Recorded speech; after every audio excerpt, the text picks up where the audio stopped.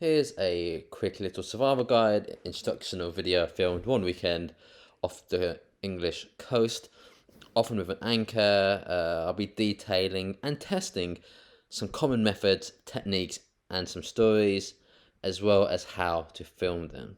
Please do excuse the note reading and the sunburn.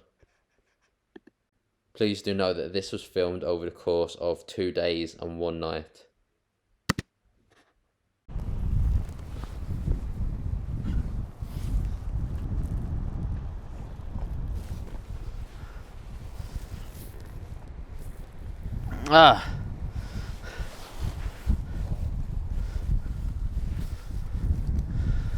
Okay, so it's Daniel over here. Okay, so it's Daniel. At the moment, I'm in the sea. I've been drifting out here for the past few hours. I'm starting to feel a bit sick. We're getting very dehydrated when the sun beating down on me.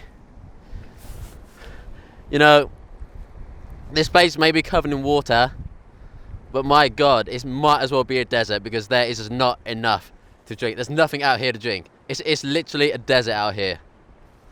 Now, what I'm doing out here, I'm trying to survive out here for 3 days.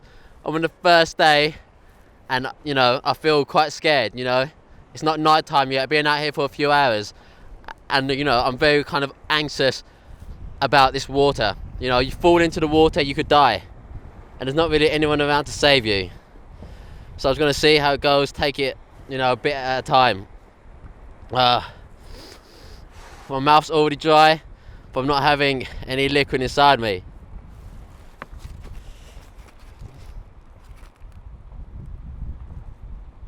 Okay, so basically I'm in the sea, in the English Channel. I'm already feeling weak, I'm feeling a bit sick as well.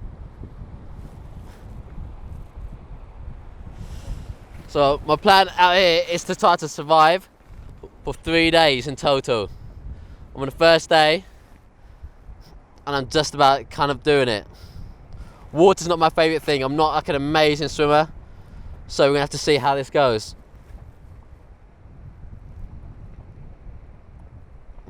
Now I've got this dinghy, which I bought online. I spray painted it white to make it more visible at night for myself and for the camera.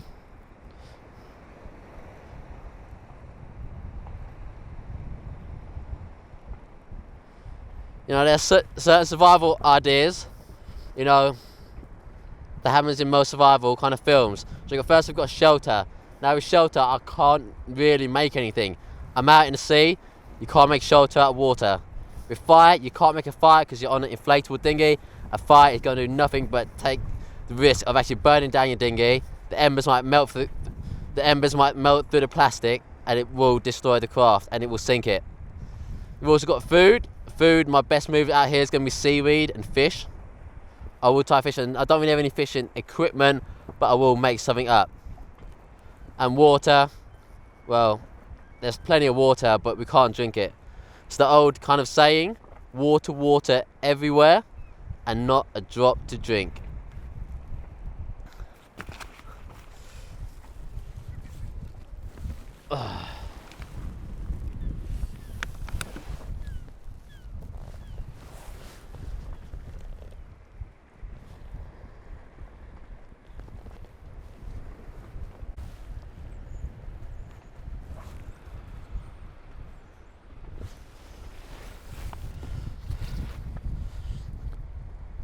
Hey. So yeah, at the moment I do feel a certain amount of fear, but courage is going to places where you don't want to go. It's just a place I don't really want to be, but you got to be brave and you got to go out and do it. Now a lot of survival is all about preparedness and knowledge, so the more you know about the area, the better. I've already spent a night out in a dinghy, much smaller than this, out in the estuary near the English Channel, so I kind of know I can survive the nighttime temperature just about, and it kind of depends if it rains. If it starts to pour down, then my temperature's going to drop massively. Now look, at the end of the day, you can't control At the end of the day, you can't control your destiny. You can kind of try to affect the outcome by some positive actions. Now, when you're out at sea, you never know how long you're going to be out here for. You never know if you're going to be rescued or not. Could be hours, could be days, could be weeks, could be over a year even. So this kind of brings down, well, this kind of like relates to the whole Stockdale paradox, where kind of a military man from Vietnam would see that the most optimistic soldiers wouldn't survive, as they weren't able to deal with the kind of the punishment and the defeat and the losses.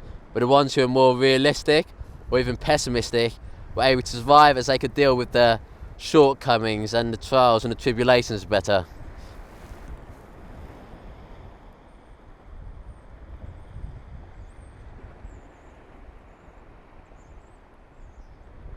Now,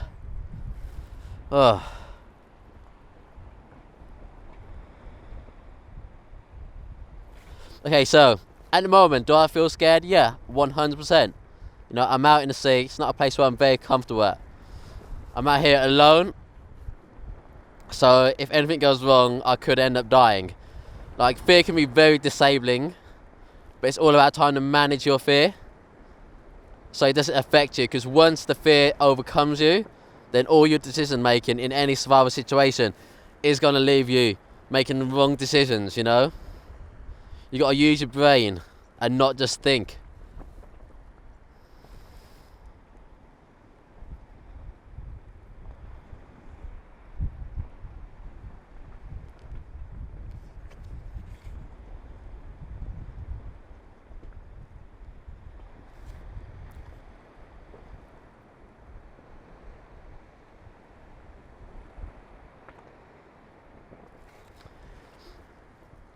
Like, kind of being at sea is all about balance, you know? Like, on your dinghy, you keep your legs wide, you want to spread your body weight all over. You don't want to be standing up really at all, because you're risking your chances of falling in much more than if you're just lying down, you know? Survival is all about being lazy a lot of the time. You've got to save your energy for when you actually need it, you know? If I see a boat, you want to go to a boat. And obviously, I am at a safe distance, you know? I'm not, you know, trying to put my life in too much jeopardy. So, you know, if I need to get to the shore, I'm sure I will be able to. But, you know, I'm at a deep enough distance, you know, to kind of make it have that danger involved.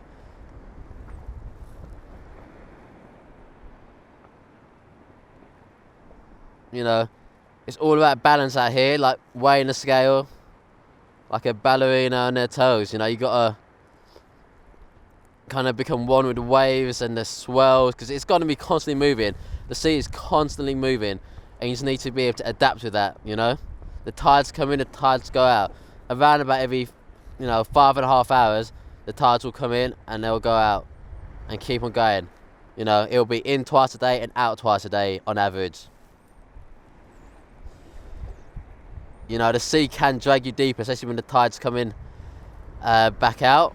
So you got to be careful to make sure you don't get kind of dragged out in a dangerous situation. Because once you're out there, you never know what's going to happen, you know.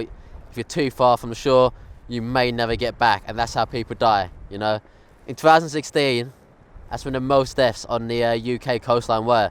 It's the record high at the moment, at around, I think, 362 2016. So I want to make sure I do not become one of those figures for 2017.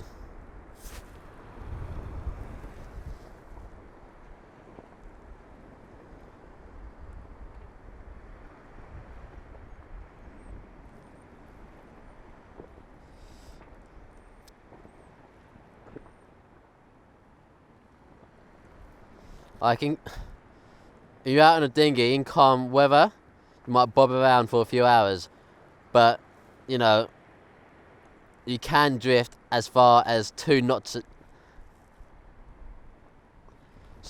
In calm weather, sure, you may be able to bob around the same place in the sea for a few hours, but,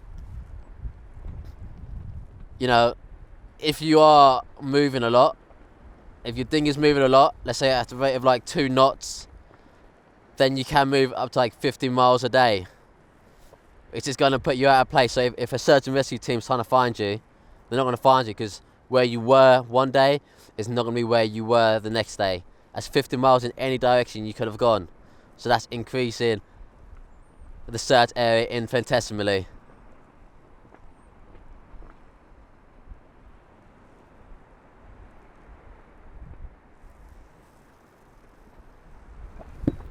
Well, that's a bit of a swell there. Oh, okay, that was a bit of a swell. Okay. I'm not a fan of these swells at the moment. He's kind of pushing my dinghy way too high and very unsteady.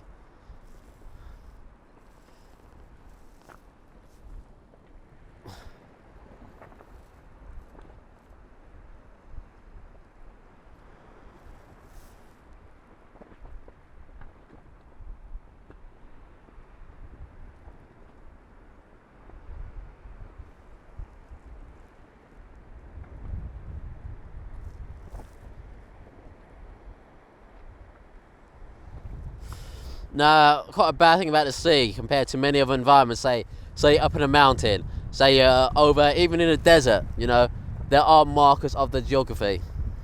You know, in a desert, depending on the desert, it may be quite hard. But you know, like if you find a tree, you see a tree in the distance, you see a sand dune in the distance, you know where you are from there. If you're on a mountain, you got very good markers of locations. Out in the sea, there's no markers. Everywhere looks the same in every direction. So you kind of got to be aware of that. So kind of the main thing you need to be aware of is kind of the orientation, you know, your north, south, east and west. If you know that, and you know where the landmass should be from there, then that's your best bet.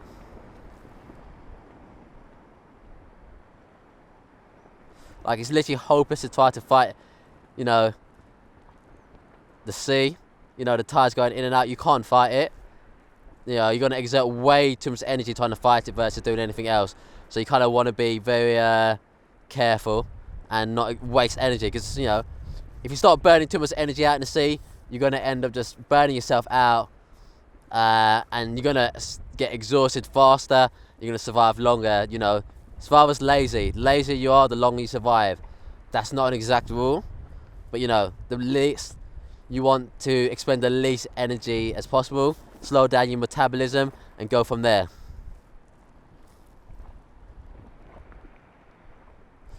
You know, if you go past a certain point and you get dragged out too far, then you may never actually come back. You might find yourself in a shipping lane and get sucked in by a ship. You might find yourself in a wave or a swell that's too high and you could end up dying.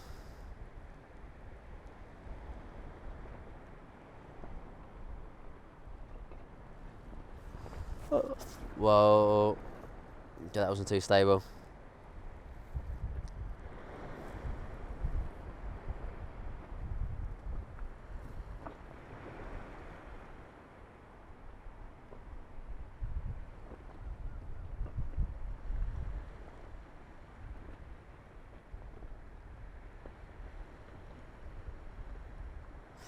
Okay, so to keep a certain gear out here dry, I want to utilise an old method used by soldiers in, you know, World War II. You know, to keep the muzzles of their rifles dry, they would often use condoms. So I'm going to be doing that. I'm going to have to be careful for them not to tear, as condoms are quite weak. So sit over like weirdly shaped objects, they will be quite difficult. But yeah.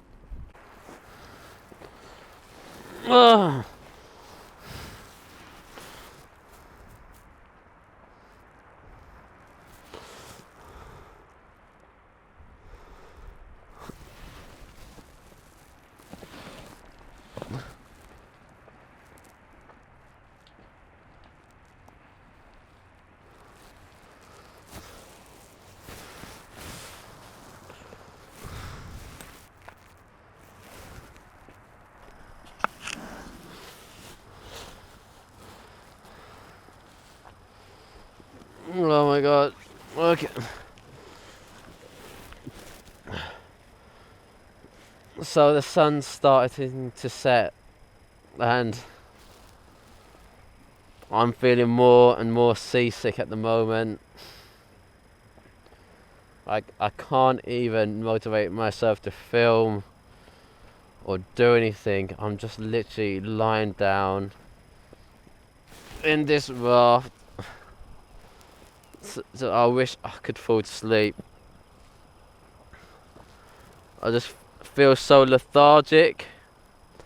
It doesn't help that I'm yet to eat and I'm yet to drink. So it hasn't rained yet. Oh. Oh. Mm.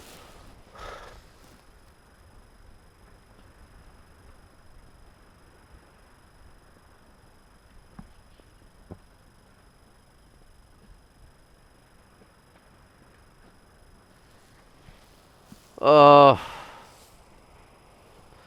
This is the first time I've ever been seasick. When I was last out in the sea off the coast in Essex, I never felt seasick at all, but now I feel very seasick. It's not nice.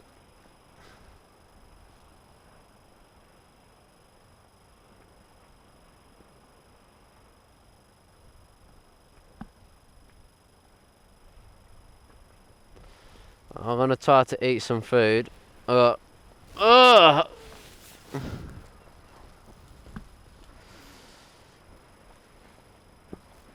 feel really sick. It's really hitting me hard. Oh.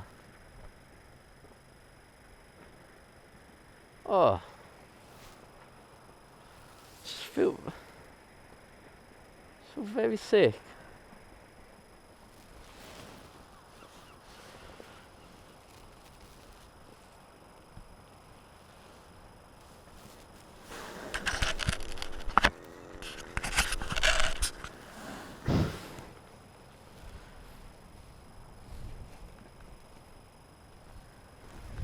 Oh my god, this is a very lethargic film.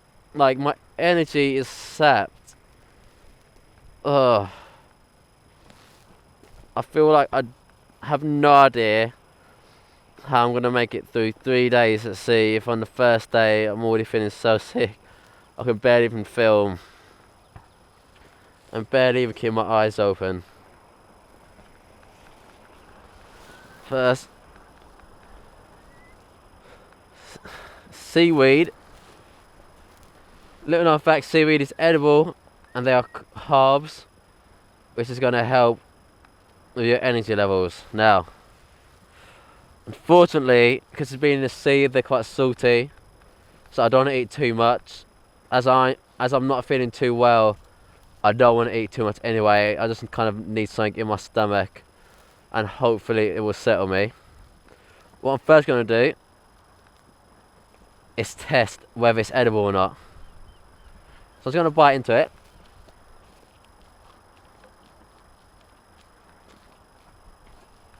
It doesn't taste too bad. Now, I'm going to wait and see how I feel. See if if I get any tingling, or like if it makes you feel worse. The problem is that I'm already seasick, so if it makes you feel sick, I wouldn't really know what the cause is.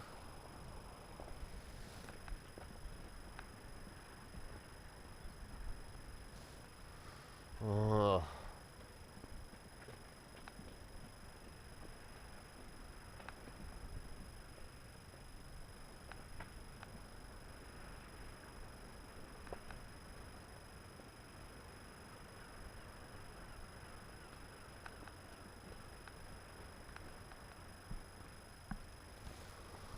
Oh.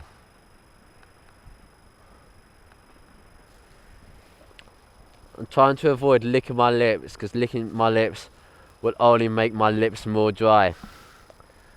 because I'm at the sea, my lips, you know, have touched sea water naturally. Anything, you know, any water here, when it touches your lips, is sea water, which is salt water. And as the water evaporates from my lips, that leaves salty crystals, which means I want to avoid licking my lips, because any kind of reduction in the amount of salt you take in is going to benefit you massively, as your kidneys won't have to work in overdrive to try to pull water from your body just to filter out the salt and kind of dilute the salt. Ah.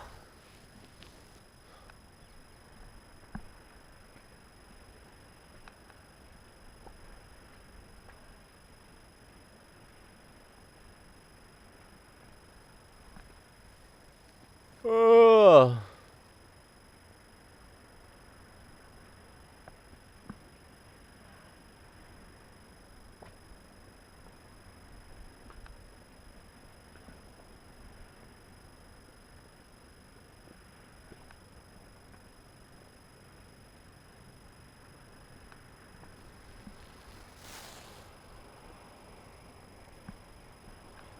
If the sun's going down, I can feel the temperature dropping. I feel like it's going to be a very, very cold night.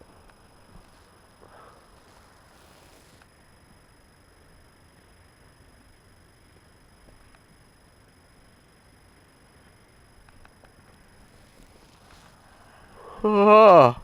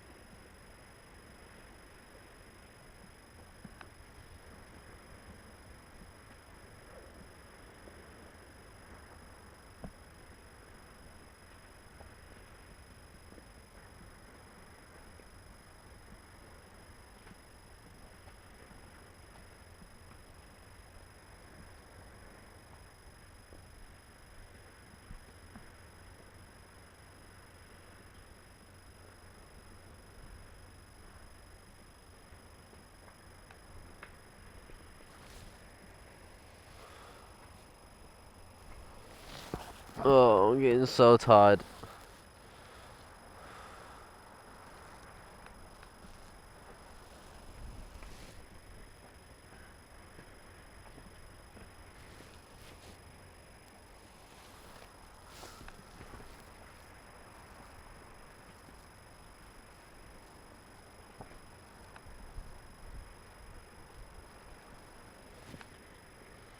Oh.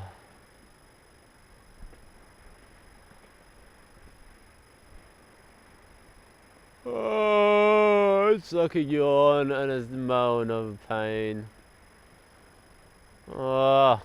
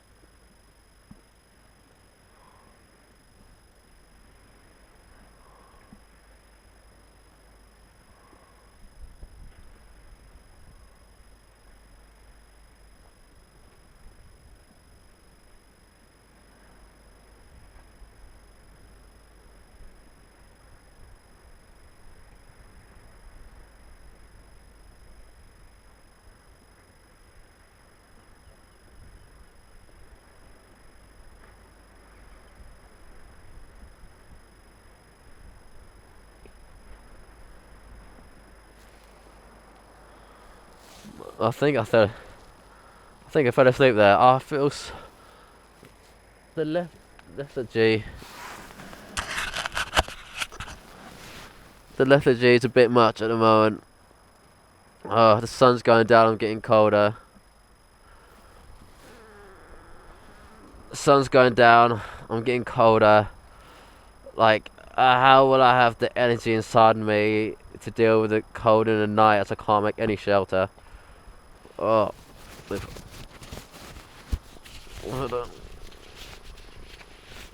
Ugh.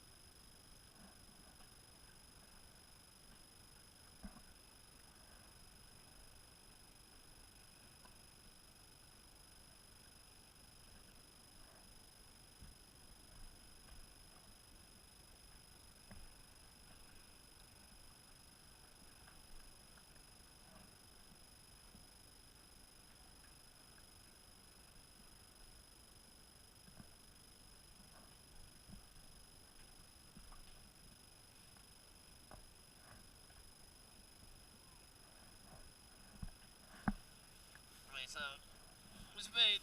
Oh my god, I feel sick. Oh.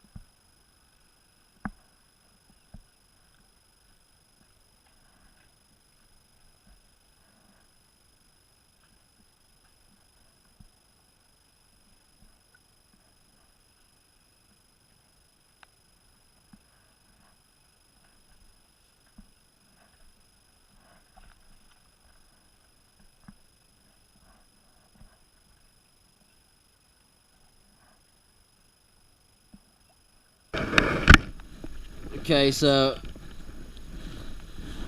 I don't think this seaweed is harming me, so I'm just gonna eat some of it.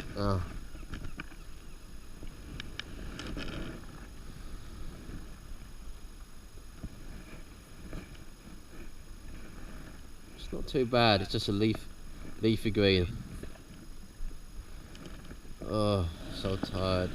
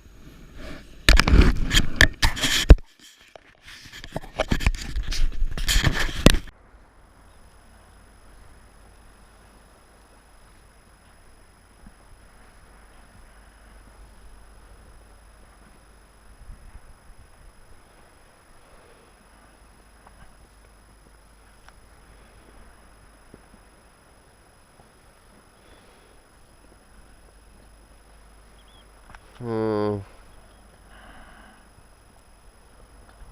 Oh. Oh, so tired. I'm in pain.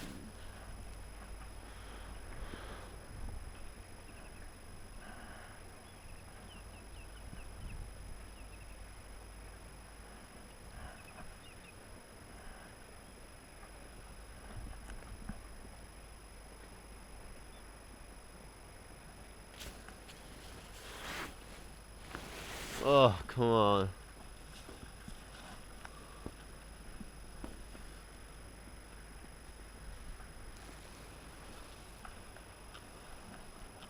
Just been falling asleep. I'm just going to try my best to try to sleep off of seasickness. I feel way too ill. Ugh.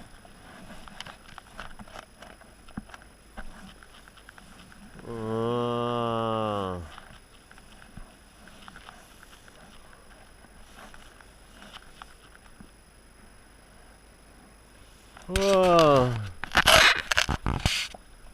It's getting darker and it's getting darker and it's getting colder.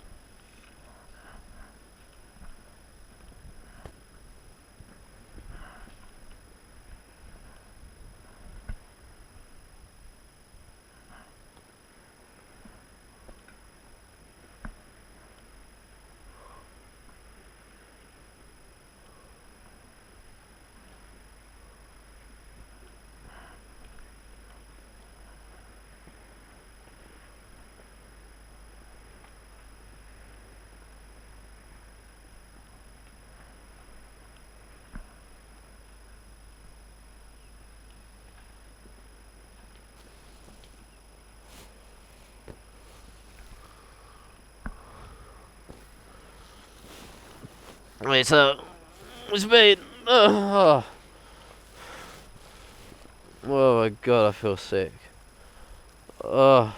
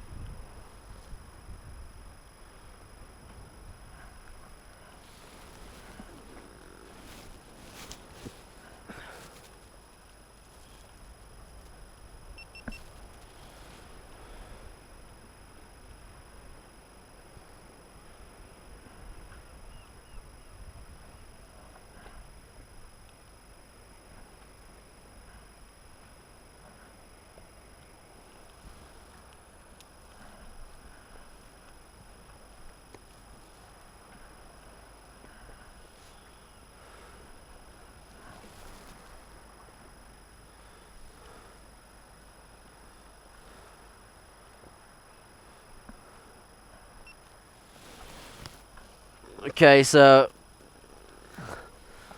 I don't think this seaweed is harming me, so I'm just gonna eat some of it.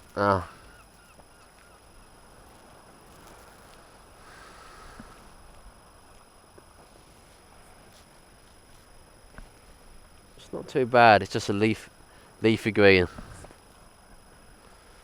Oh, so tired.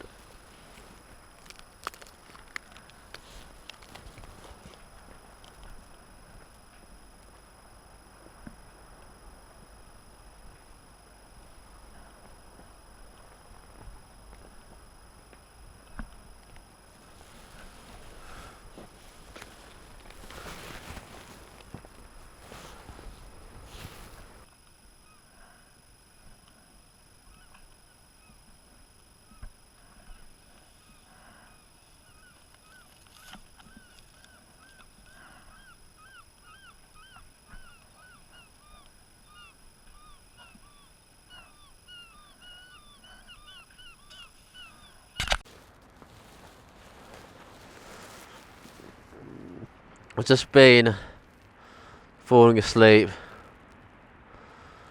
I'm just gonna try my best to try to sleep off this seasickness. So I feel way too ill. Ugh.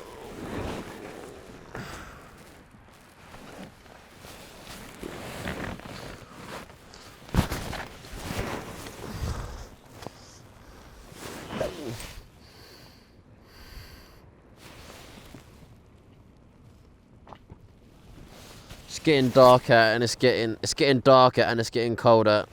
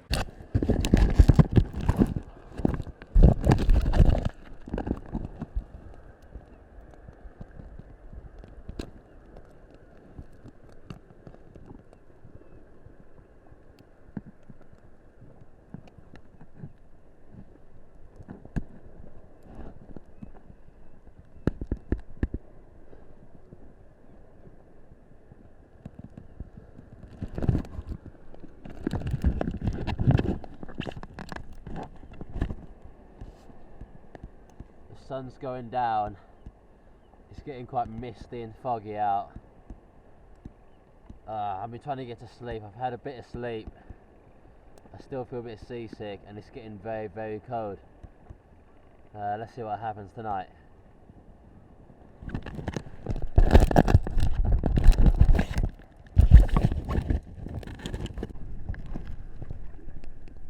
That's the moon behind the clouds.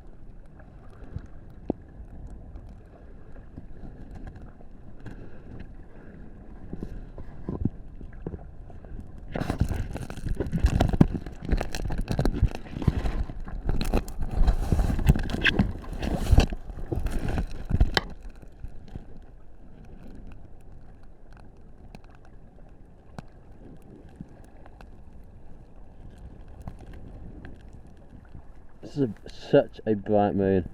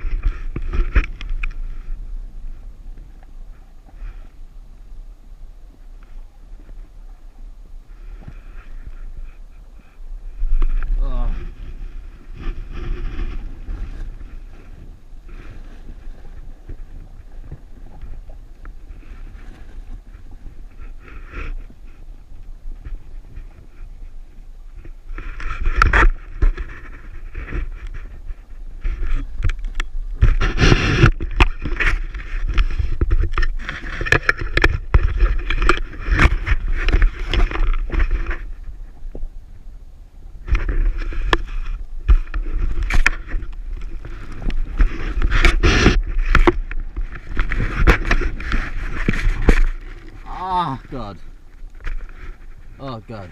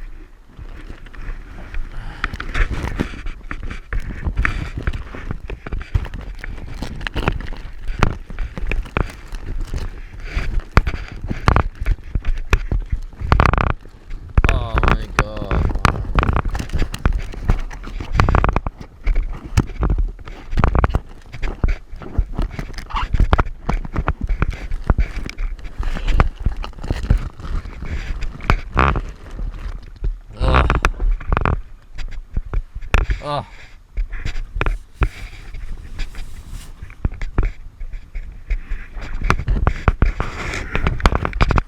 Like, the moment I start moving, I just start feeling sick again. It must be like the middle. It must be. I can't see. It must be the middle of the night now. And I just feel terrible still.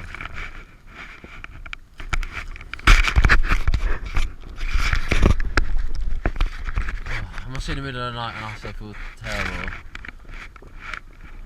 It's not so bad when you're just lying down, but then once you start trying to film stuff with a camera, that's when it starts to kind of kick back in, the seasickness. What I've tried to do is stay quite central in the dinghy, and that'll kind of minimise how much movement there is, because most of the movement is all around the edges. But that does make a difference on a dinghy this small.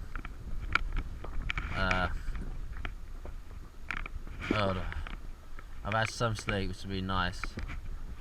Other than that, I feel absolutely terrible.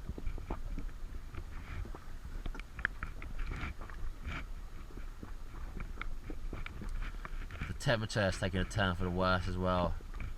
It is absolutely freezing cold. The wind takes the heat out of you. The sea air just takes the heat out of you. Kind of more light.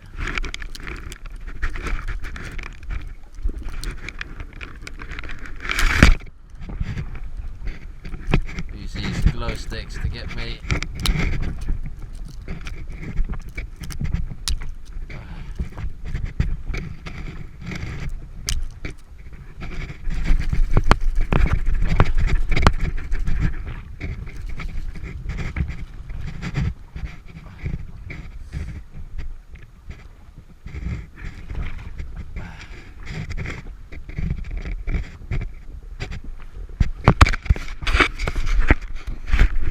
My only plan now is to just try to survive the night and try to stay warm enough. I'm absolutely soaking wet. Despite not even having been inside the water, I'm still soaking wet. Just from the sea, air, and just from water just constantly splashing its way in, it does soak you through. There might be a leak on this thing, I don't know. But there's got a fair bit of water inside here.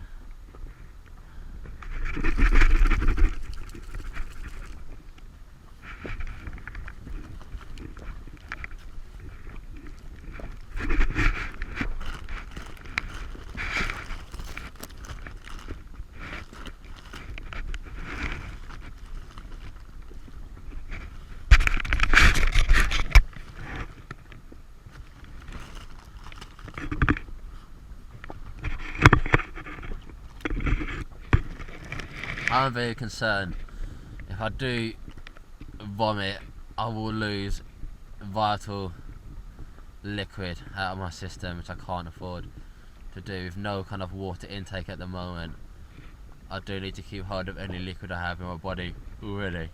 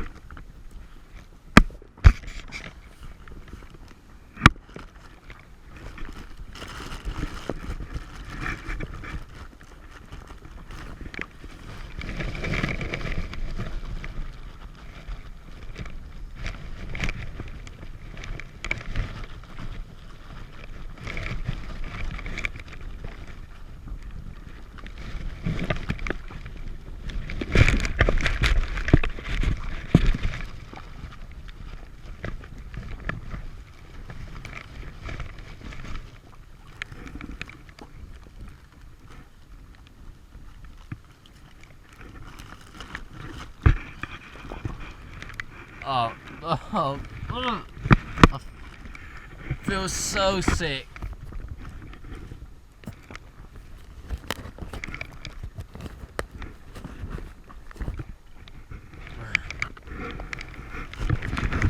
Oh.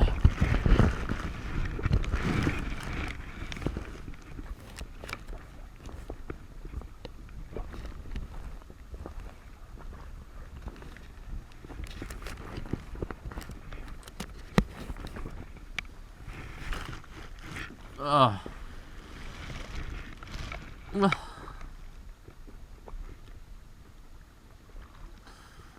Just my stomach feels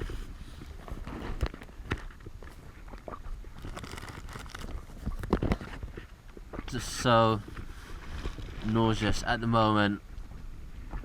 Ah. Ah.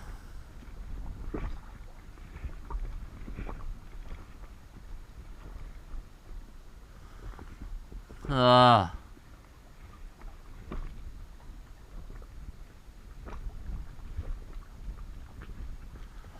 Oh, just constant moving around. Ugh.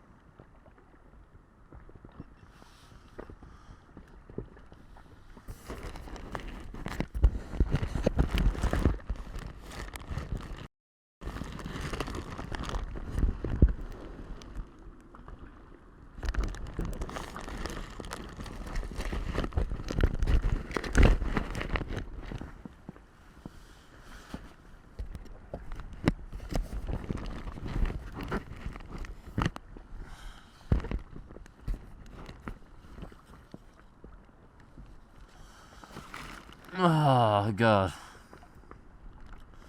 It's just, I didn't know that seasickness or motion sickness would actually affect me in this way, to this degree. I'm so tired as well. I'm concerned about sleeping. As if I'm asleep, I'm not aware of the swells or the waves. Which means I kind of feel a bit more in danger. And it's so it doesn't help that it's so cold that I'm kind of have a certain fear about sleeping right now.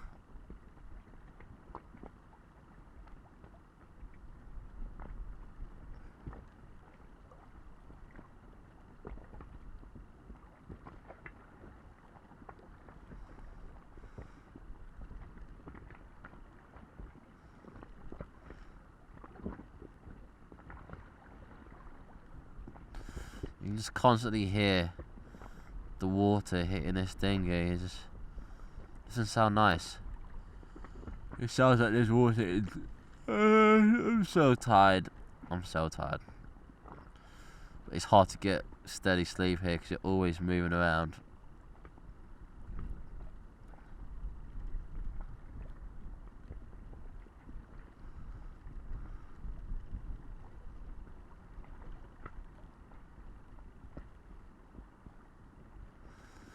Yeah, it's hard to get any steady sleep because you're constantly bobbing around and it keeps you awake.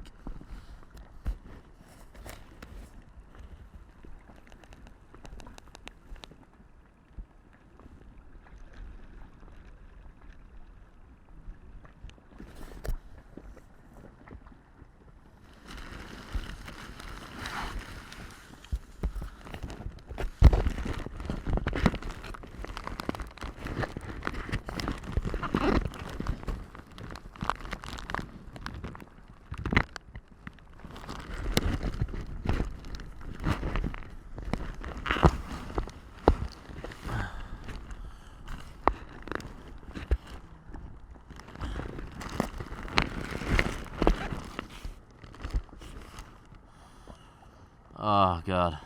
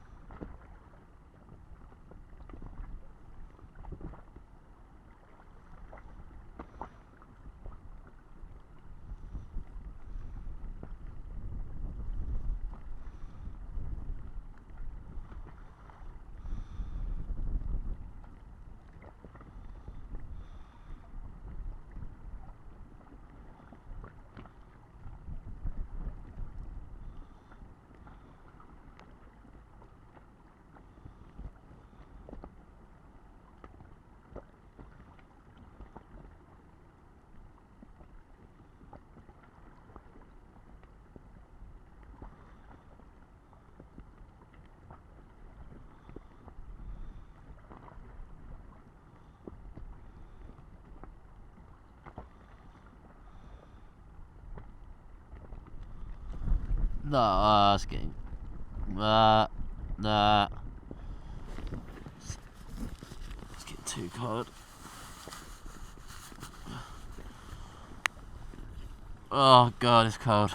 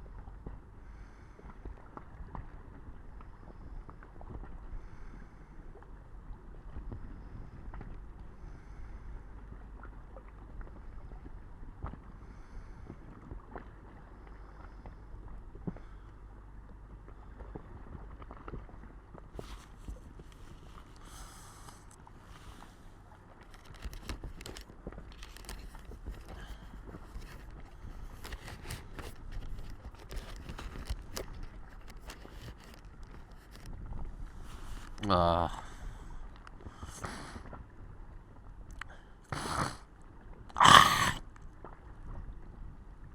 Gotta keep all that saliva in your mouth, don't spit it out. All that phlegm. Don't spit out phlegm, it's still liquid.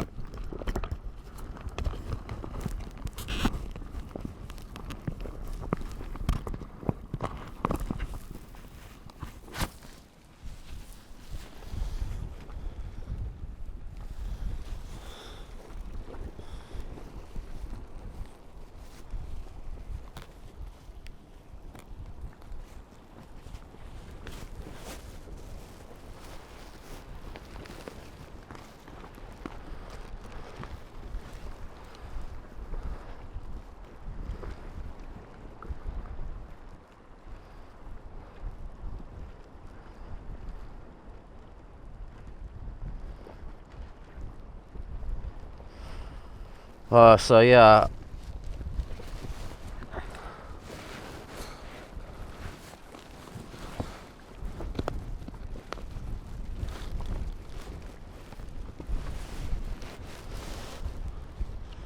So yeah, I've been trying to avoid going to sleep. I'm kind of scared if I fall asleep I might not wake up. My boat might kind of sink itself. I'm trying to avoid going to sleep, so I'm scared when I wake up and the boat might sink itself. It's so cold. And I have had a bit of sleep, you know.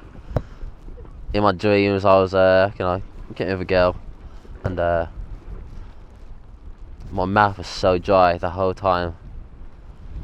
And it, that kind of reflects how I feel in the real world, where my mouth is very dry. Like all the seawater, the salt water, the lack of actual fresh water.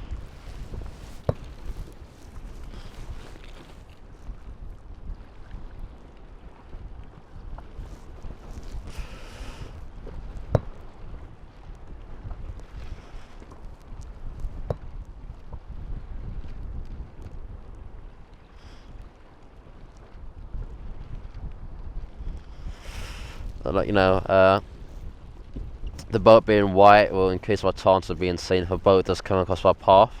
In terms of, like, I don't want a boat to crash into me, because it would absolutely just probably drown me or something like that, probably.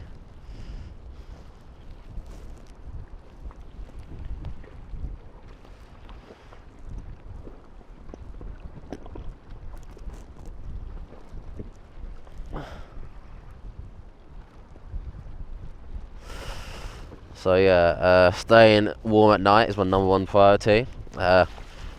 Food's not important, water's not important, fire's not important. Just being warm is key. It's important to not get rid of your clothes, discard them, because they will keep you warm. The more layers you've got on.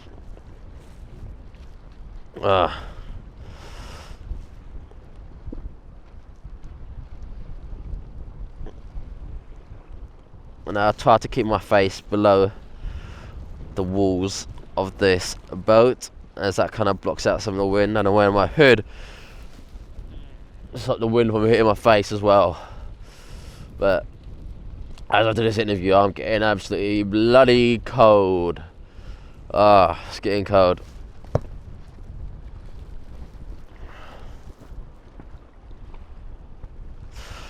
Clothes are an important barrier between your body and the elements, so it's good to keep them all on. They are wet, I'm shivering, but God, it's better than being naked. And I've done these things like this naked, and being naked is the worst, as you're just cold the whole time.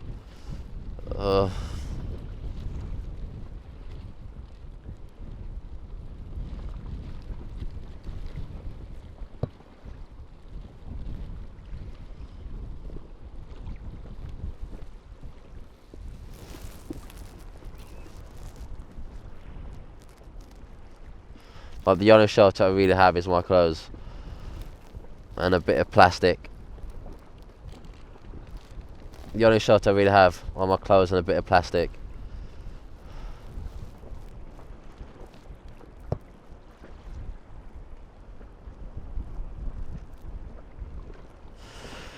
My heat loss areas, or my heat loss zones, really at the moment are like my feet and my face. So a lot of my heat is just dissipate. Sorry, it's getting cold. Dissipating from, and it is absolutely freezing out here.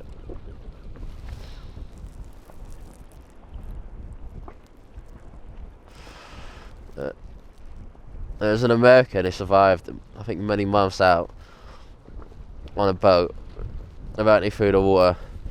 And he survived because he managed to stay on top of his boat the whole time. Once you're in the water, that's when hypothermia really kicks in, because water will take your body heat away from you so much faster than air. Oh my God, it's so cold.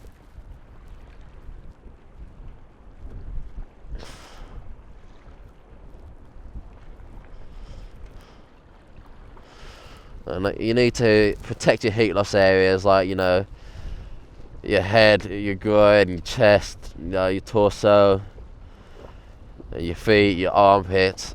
So I try to kind of curl myself into a ball like this, and just to keep a bit more warmth inside of me, rather than trying to sleep out with my legs straight. I try to curl into a more fetal position. See, that's the cold and tiredness hitting me hard. I don't have any gloves on, which means I'm losing a lot of heat from there. Yeah, I just want to get something between you and the outside elements, whether it's the clothes, it's the belt, it's anything.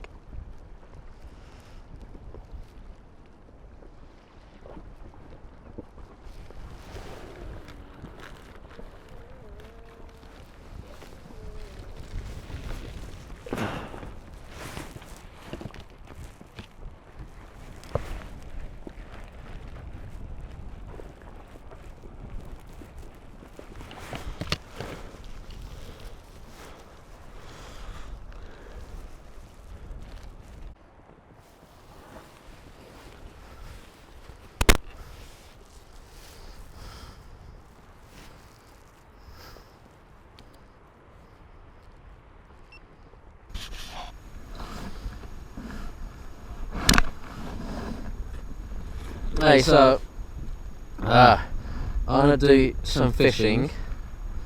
I don't have any fishing line or fishing equipment, but I'm gonna go very improvised stuff you can find out in the sea or on your boat, like in the water or on the beach. So what you see a lot are tin cans floating around sometimes.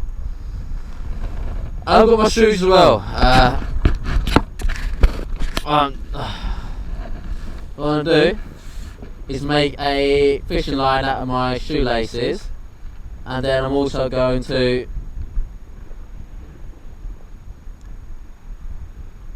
make a hook from some can lids. So I'm going to take my shoes off.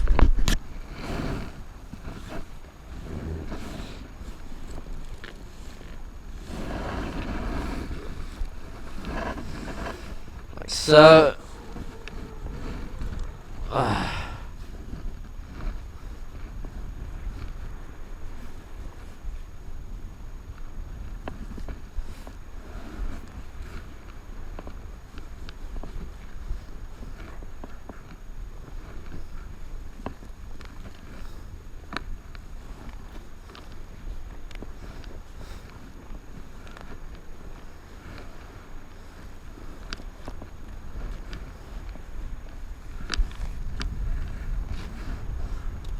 There's now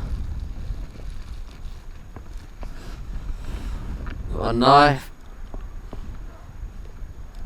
I'm going to cut inside it.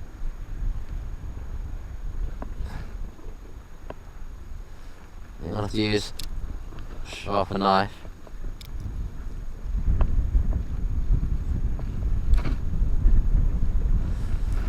And here I've got the white inner string. Let's get that other end as well.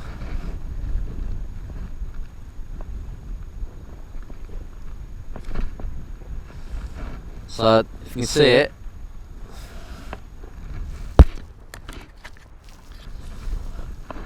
got the white inner string. Oh god, oh I feel sick.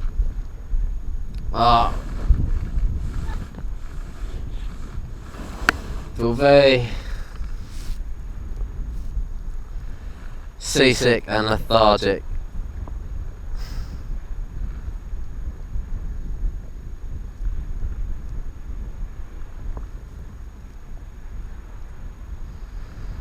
This is why I can't do anything on this dinghy. I just feel just motion sick all the time. It's not too bad lying down, but once you start actually doing some kind of activity and you seat it up, you just have the effects of just moving of the boat affect you much more.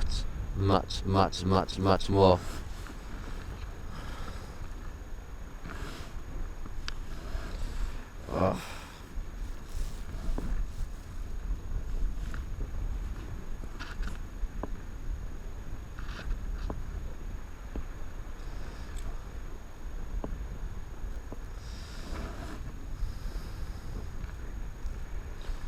I feel so sick.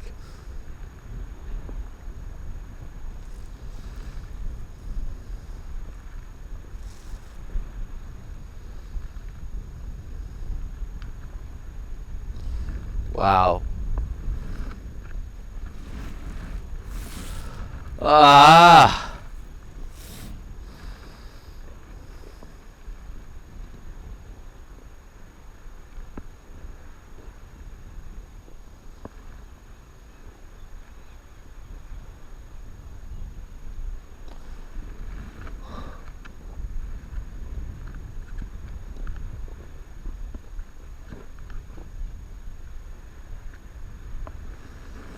Oh, sick. Feels so nauseous. Oh.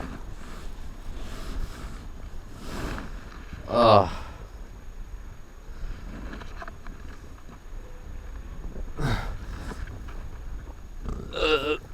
Oh.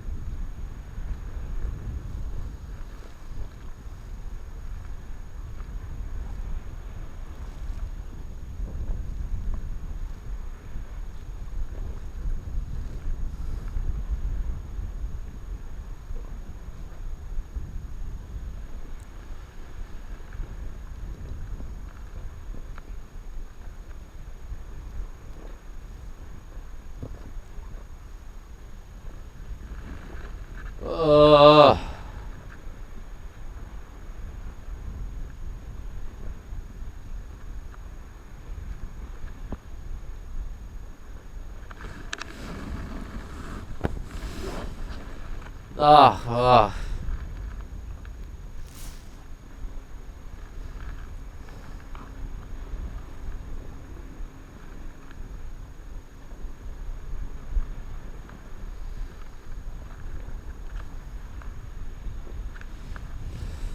There we go.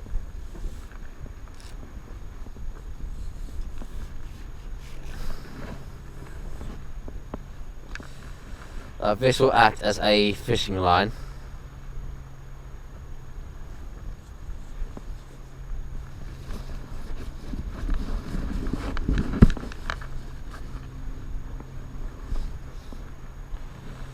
Using a can lid. See if I can.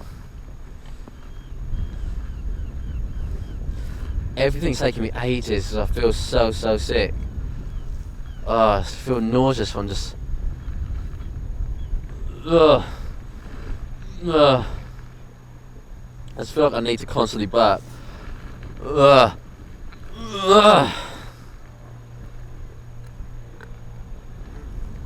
So you wanna try and make a hook out of this, generally by bending it and just.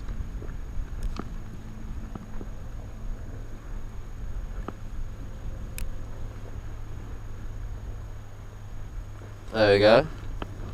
There's a little hook.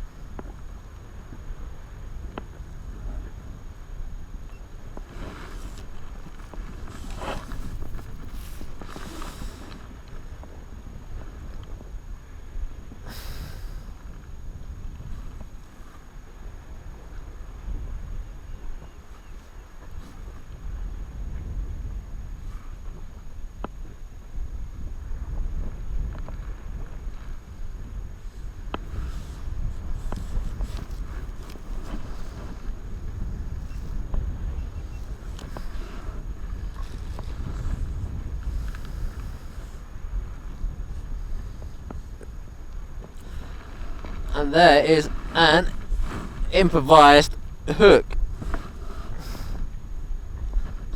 There to change the balance. Right.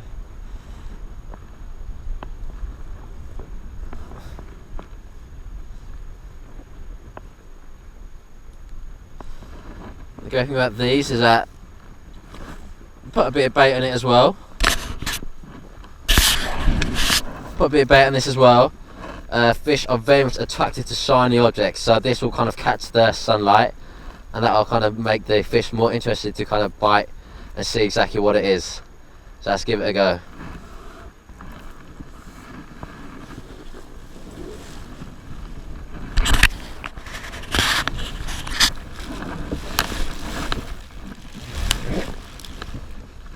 Oh my god. Oh my god. I feel oh.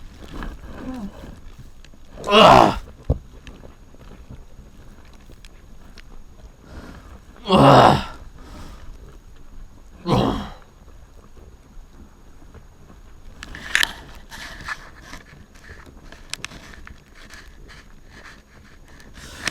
Ah.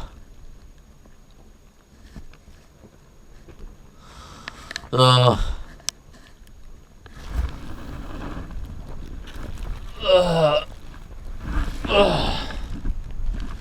Every movement is so difficult, apart from the fact that you're in a moving dinghy and the fact that I feel so sick.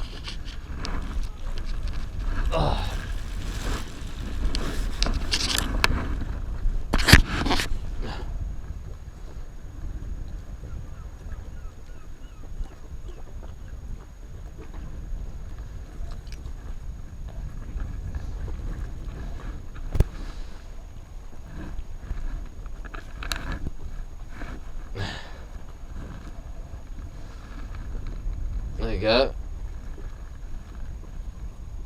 So just going to put that in.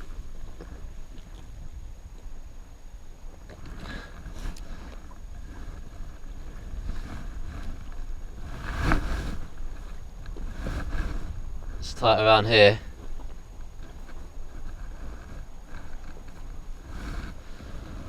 And we'll see if we get a bite or not. It's unlikely to us. Even if I do catch a fish, do I even want to eat it? Because I feel sick already. No.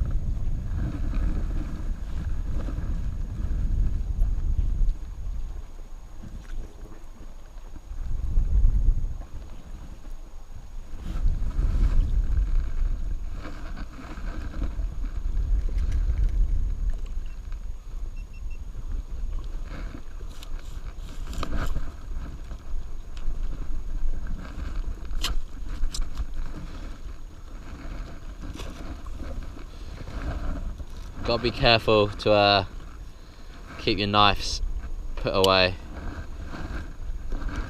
Don't want to burst an inflatable raft in the sea. Let's see.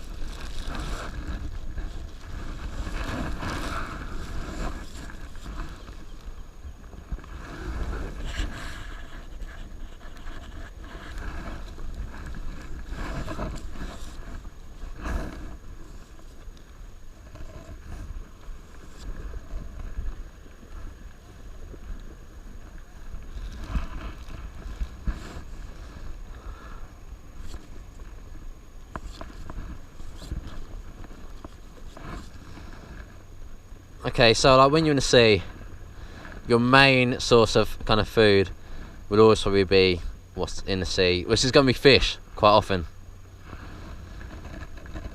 You know, they're a great source of protein, but they don't have that much fat, and they are not a source of carbs. But you know, they're a great source of protein, great source of food. An advantage on my boat is that underneath it it's a dark colour. For some reason, fish do seem to like the shadows created by dark surfaces on the top of the water. Whether it's because they like it out of curiosity or they feel like it provides them safety, who knows. To catch them, you can put like jewellery on a line. I've used a can lid and used that to help catch them, because you know they are attracted to shiny objects, and we'll see what happens. You can use a piece on you can also use pieces from a smartphone if need be. You can do whatever.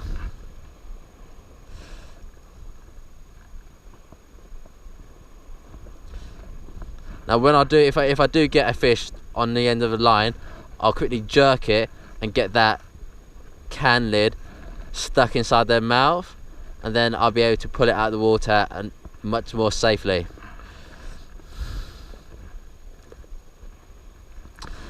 You know, whilst using the can lid,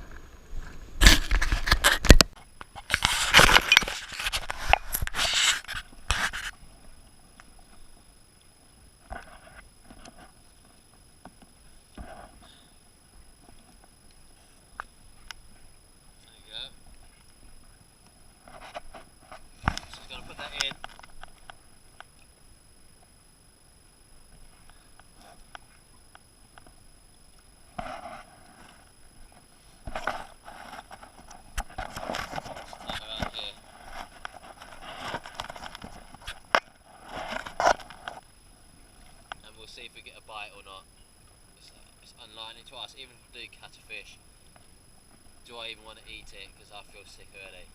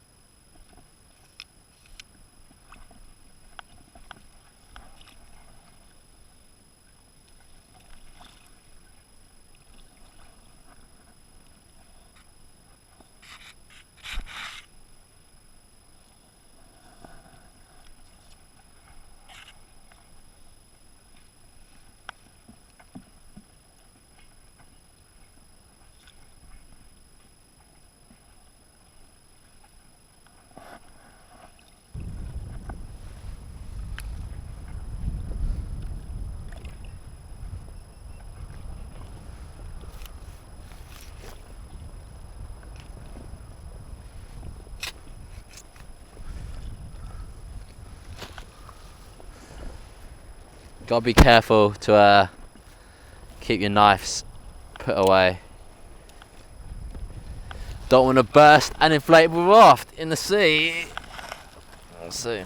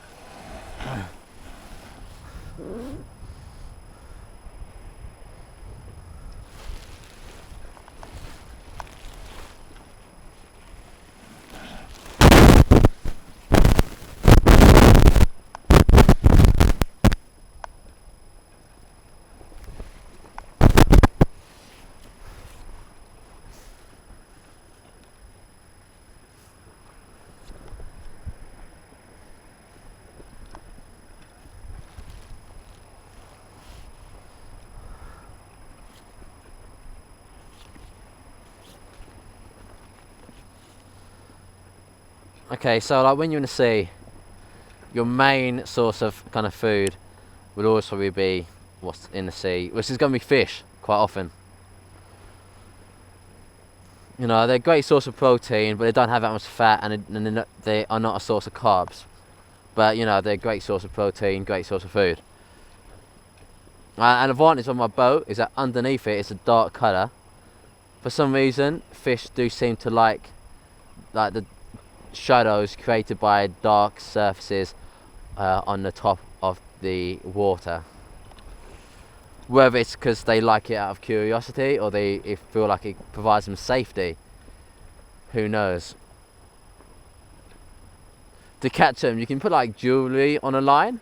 I've used a can lid and use that to help catch them, because you know they are attracted to shiny objects, and we'll see what happens. You can use like pieces on you can also use pieces from a smartphone if need be. You can do whatever.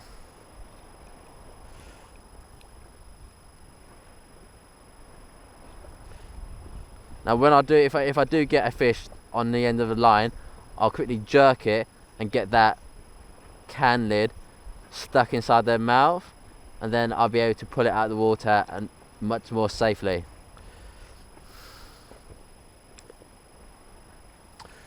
You know, whilst using the can lid,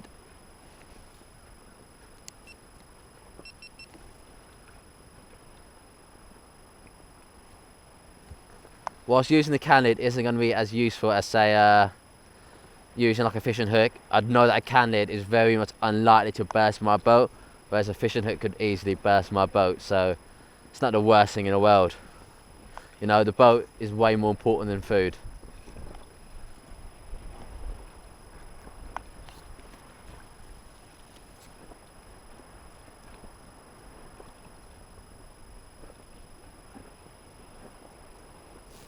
Now it's better to fish during the day when it's warm, because I feel like you can be more active.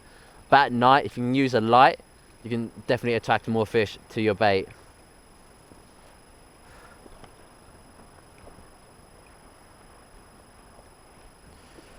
You could also try spear fishing, I could essentially just strap my penknife.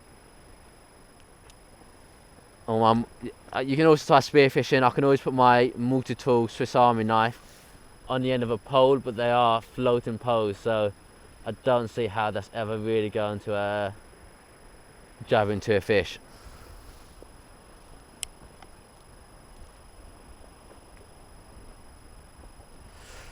Now, eating fish has a serious downside for just survival. Whilst they are full of protein, protein does require extra water. Basically, fish has a serious downside to any kind of survival task. You know, they are full of protein, which is a massive plus, but protein requires a lot of extra water just to flush out the byproducts of digestion. It's better to get carbs, but you know, eating protein, eating in general, will force you to kind of get dehydrated faster than say if you was eating carbs. But you know, there's not many carbs out in the sea, unfortunately. There is seaweed, but you can only have so much, as it is hard to digest, and it is, you know, covered in salt as well, and you can never really get rid of the salt content inside it. You know, fish are not just food, they're also liquid and water. Like, you know, in their flesh, their eyes and their spine, there's water. You can extract the liquid by breaking open the vertebrae and sucking it out. But you know, it's better having fats and sugar in survival, but I don't have any on me. Well, you can drink the blood of a fish, you know, but the blood of saltwater fish is a lot more saltier than freshwater fish. So it might be you could drink the blood out of a fish, but the salt content in a saltwater fish is a lot higher than the salt content in a kind of freshwater fish. So it's probably advised to not do it.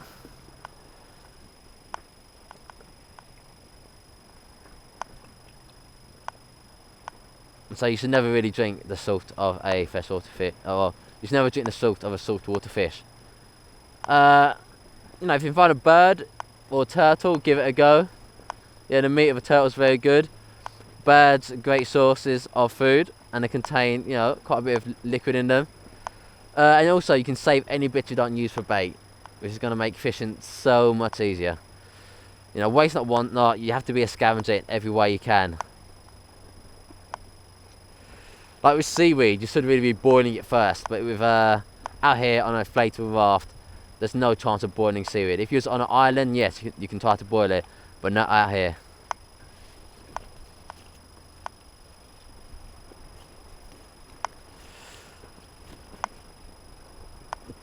Now, there are some kind of major safety. Now, there are a lot. Britain, our islands is covered and surrounded. Well, Britain, the British Isles, obviously in the name, are islands, and they are surrounded by water. Unfortunately, based on like kind of coastline fatalities, the RNLI, which do a great job, have said that in the past year, I think 162 people have died at the seas around the coastline of Britain. It's the highest it's been in the last, I think, 5 years. This is back in 2016. It's the highest in the last 5 years, with adult men constituting 74%, and about in between 74%, with adult men constituting in between 74 and 77% of all the kind of deaths. Now, this time last year in August, 5 men were pulled dead from the sea at Camber Sands, you know, and a 6th person was thought to be missing, you know. They're most likely dead as well, you know. The number of people that died in 2013 on the coastline is the highest it's ever been as well, and then it was beaten again in 2000. Well, shouldn't really say beaten, but it was unfortunately increased in 2016. Now, more people die in Britain at the coasts than they do die in cycling accidents, so you really got to be careful when you're out here.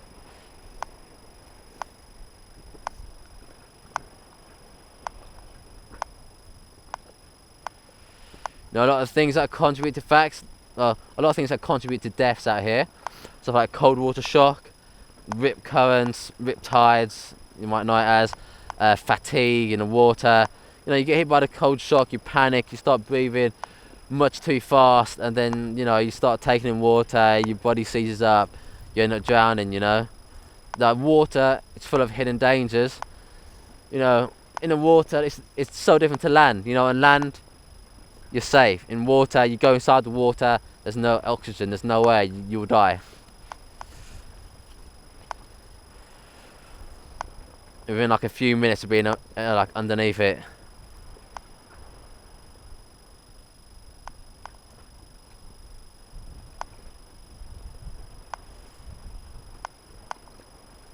Literally, like back this time last year, 6 people died in the space of 24 hours in complete different tragedies. This time last year, 6 people died in the space of 24 hours in like different tragedies around of Britain on the coastline. This is back on the 22nd of August 2016. Even so, like last month in July, 2 part-time sailors did drown over in Donegal. You know, they're used to the sea, but some unexpected rough conditions unfortunately took their lives. You know, they were good conditions when they went out, but they got worse as the evening went on. So you really got to be careful about what you're doing. You got to have your safety equipment with you. You got to have your head screwed on, but a lot of the time, if it gets worse to a point, there's not a lot you can do.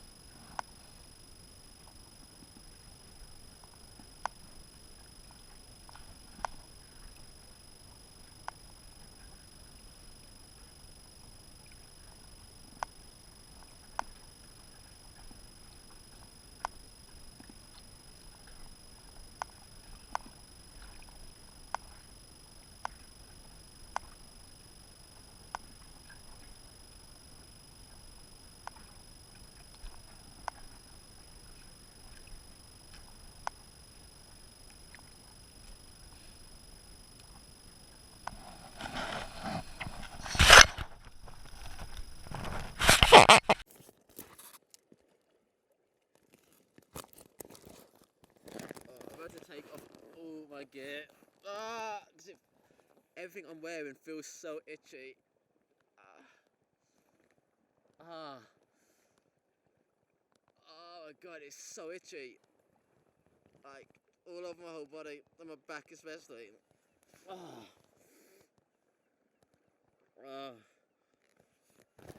I feel so seasick as well. I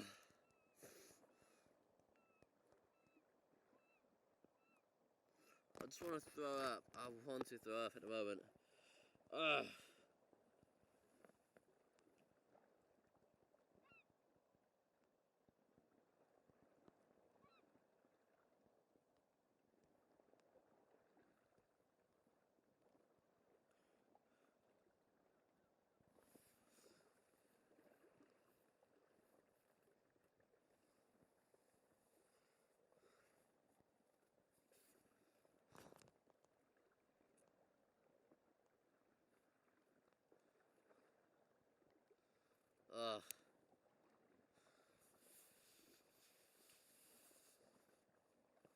Oh god, it's really getting tough.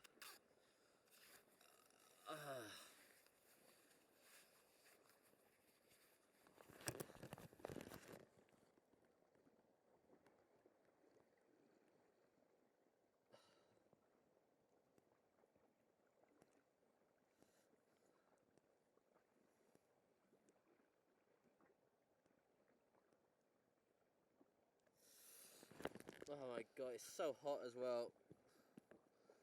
So dehydrated. Ugh.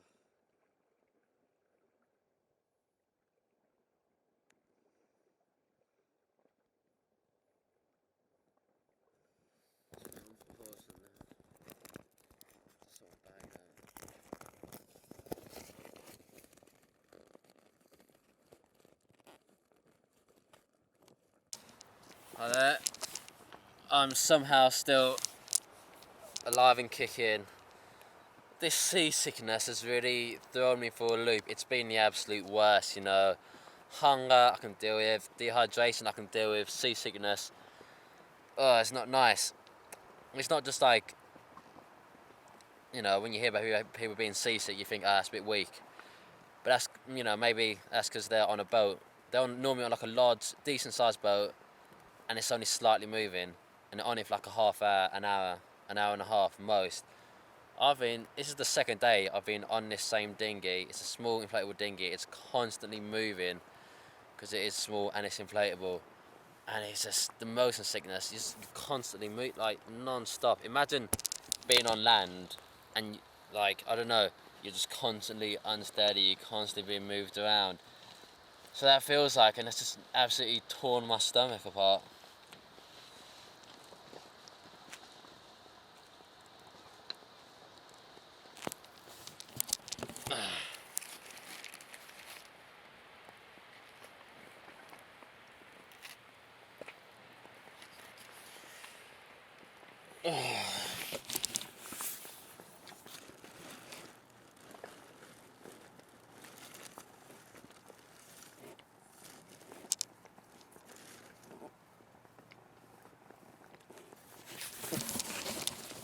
If you did ever want to be rescued out here, you can always use the back of a phone to catch the light.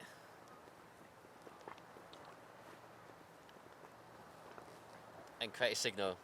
If you do it in patterns of 3, so it's repeating, so 1, 2, 3, 1, 2, 3, 1, 2, 3. Because humans are kind of trying to see patterns and then work to see it as non-natural if it's patterned. See, I'm absolutely fucking knackered after being at sea.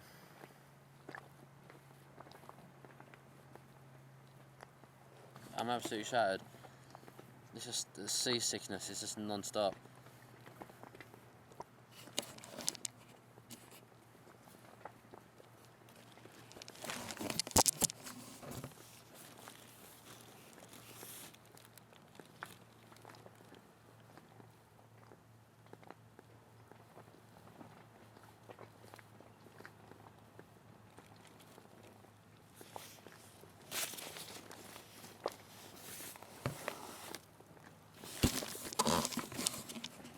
Now I'm avoiding trying to catch any fish or trying to...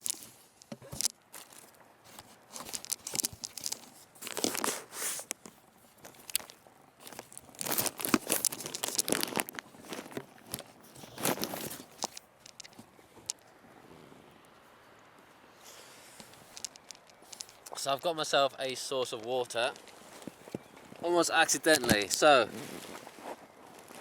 inside this plastic top there was seawater, and now you can see all these droplets at the top must have evaporated and condensed. So what I'm gonna do is cut it open and lick the droplet. It's not a lot, but it's good. Now it's right like a soda still. So yeah, I'm gonna just go into it and get some liquid.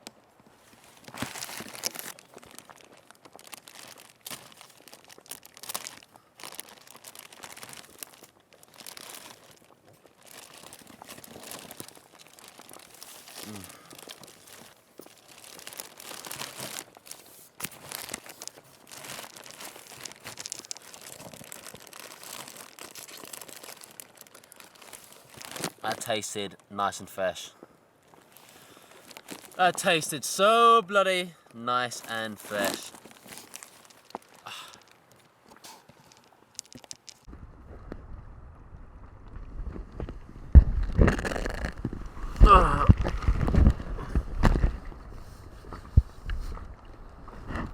So we're coming to the end of night one. As you can see, the sun is rising. Good thing about seeing the sun rising is that the sun will always rise from the east and set in the west, going down through south. So you know, if that way's east, then west will be that way, and that's where the landmass will be in this situation. It'll be the British landmass. Obviously I can see the landmass. I'm not an idiot. I'm not gonna take my dinghy out a billion miles out in the middle of nowhere. Like, you need it a safe distance away, you know, gotta be safe. Yeah, I'm freezing, so I'm gonna try to get some more sleep, and I'm going to also, if I can, when the sun does come out, I'm gonna use it to get myself dry and warm again, kind of bathe in the sun like a lizard will, or a snake will, as they can't regulate their own temperature. At the moment I'm struggling to regulate my own temperature, so I've got to take a kind of leaf out of a lizard's books.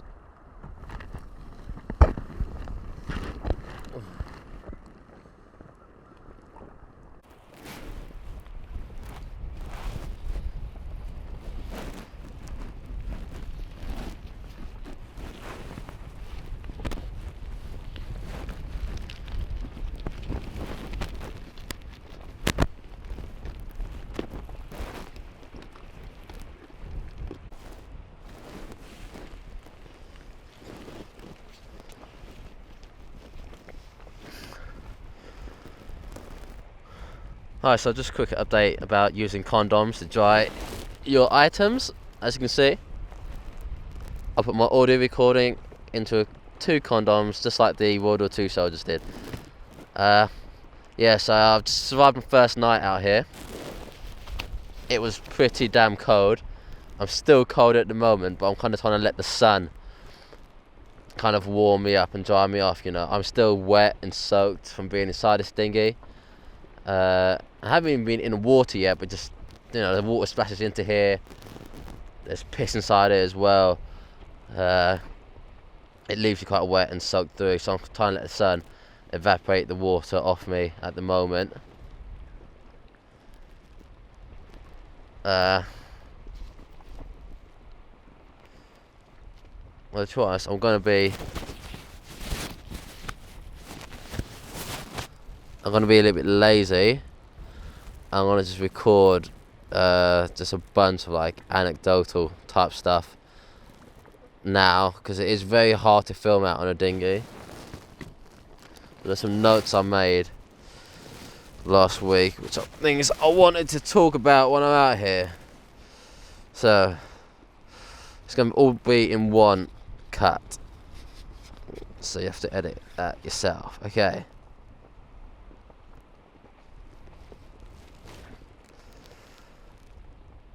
Okay, so Okay, so this is one survival challenge where there's so much water, but I can't drink any of it at all. It's a very unique situation that I've never really been in before. In most challenges, the water which I've been around is normally always been fresh water, if there is any water there. It's the old adage, water everywhere, but not a drop to drink. Ocean seawater should be avoided because it's really bad for your kidneys. It can cause kidney failure and dehydration. Whilst I think everyone pretty much recommends you don't, there have been doctors in the past.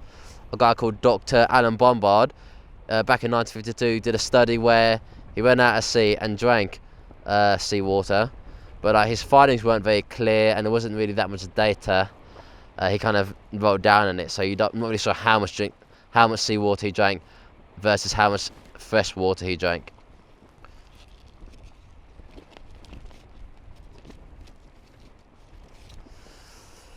He said he spent like 65 days out there in the sea with no provisions other than salt water, some fresh water somewhere from like rain and like fish. How much of this is known to be true, there's no way to know. What his ratios of fresh water and seawater were. So it is possible to do this. It's not really worth the risk. I don't really need to. Because the thing is, because seawater has a higher urine content. Okay, so basically human kidneys can only make urine that is less salty than seawater, which means that more water is used to get rid of the seawater than the seawater you're drinking. This causes dehydration and kidney failure. Some people say that it's possible to drink up to about 32 ounces of seawater a day, but I don't know. It may do harm to you and it may do damage to your kidneys. I think to drink 32 ounces of seawater, you really do need some fresh water at hand to kind of like dilute it. Sort of ratios. So even like salt water will cling to your lips, like the sea air, salt water. You lick your lips, you're going to make yourself more thirsty, so I try to avoid licking my lips. But I feel like I have to lick my lips because they're so dry, it feels like they're being damaged. So it's kind of like the balance between, a bit of pain here. Nobody ever dies from having dry lips. Versus trying to minimise your kind of salt intake, no matter how small. It's kind of risk and reward, The tongue's very absorbent and it will absorb the salt.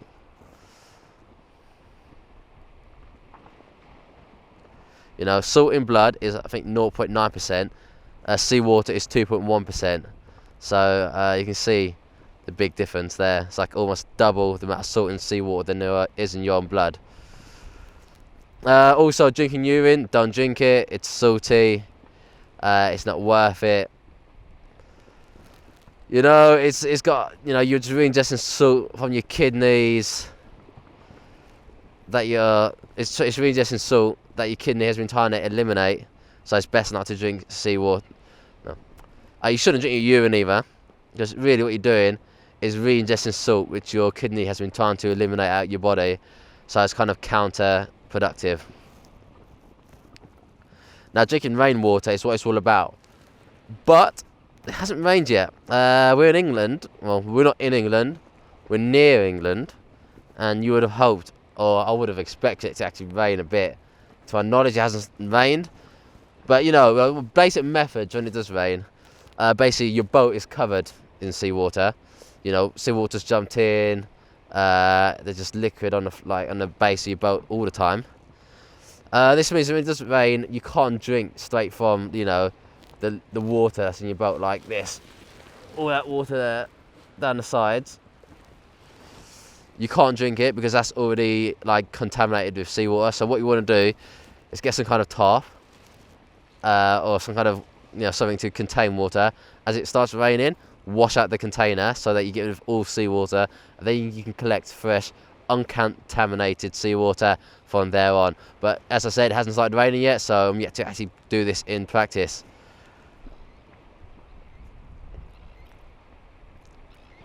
Yeah, so basically about my night's sleep last night. It was bad, it was cold, I was shivering at times. I kept waking up quite a bit because of the movement of the waves. Still feel a bit seasick just from constantly being bobbed around. My hands were pretty much completely frozen, could barely even move them at all throughout the whole night. And this is followed by the fact that my back is killing me, because when you're kind of lying in a raft like this, it is very bendable to your weight. So I was already sleeping in like a slumped position, and then when you combine that with the constant movements of the water underneath your raft, your kits on like bends, your malleable base, like my back was constantly being contorted into uncomfortable positions, which wasn't very nice. So that was very uncomfortable.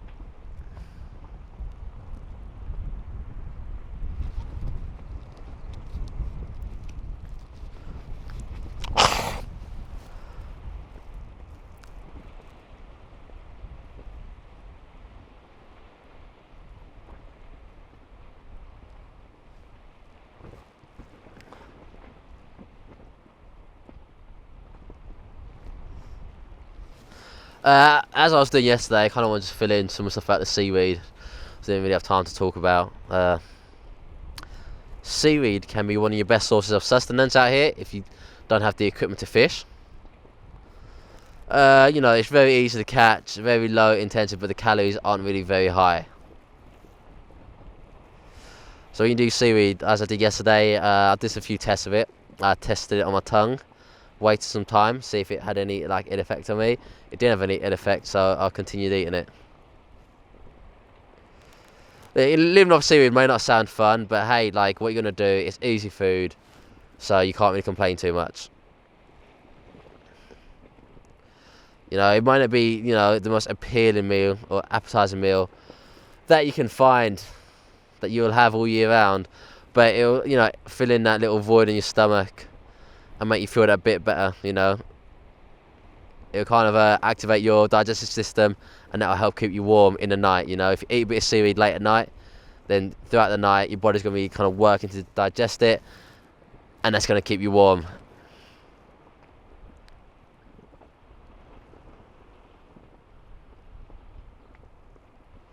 But be careful not doing too much. It is quite hard to digest the food, so if you don't really have any drinking water, it can kind of do more harm than good. But I only had a little bit just to settle my stomach. So I feel like it might have settled my stomach. I feel a bit better. I still feel a bit nauseous from moving around all the time, but I'm kind of getting a bit more used to this seasickness.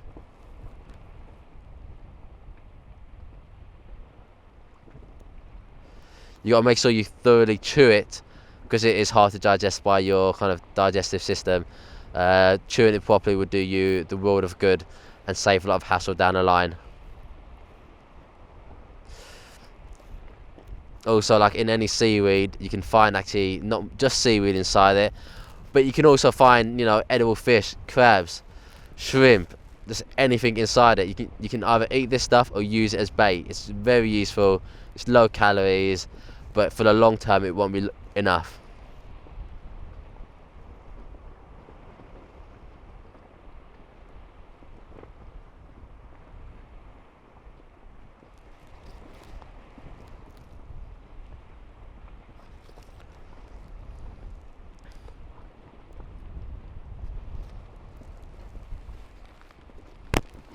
Here's see, it looks like.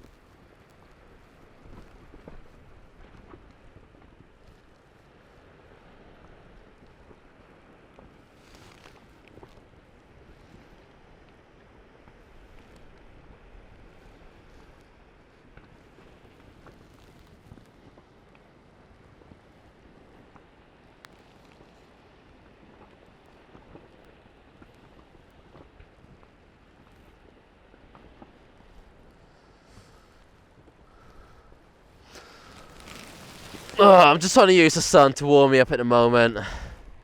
It's working. I can't wait for it to become midday when it gets a bit warm and the sun's just right overhead.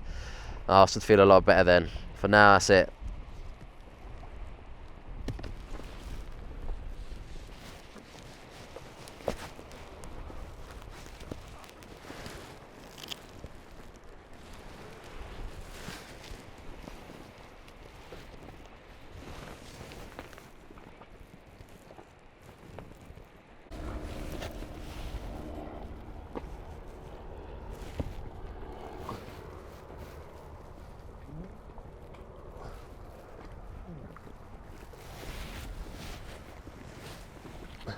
You never know whether a helicopter could be a rescue helicopter or not. Who knows?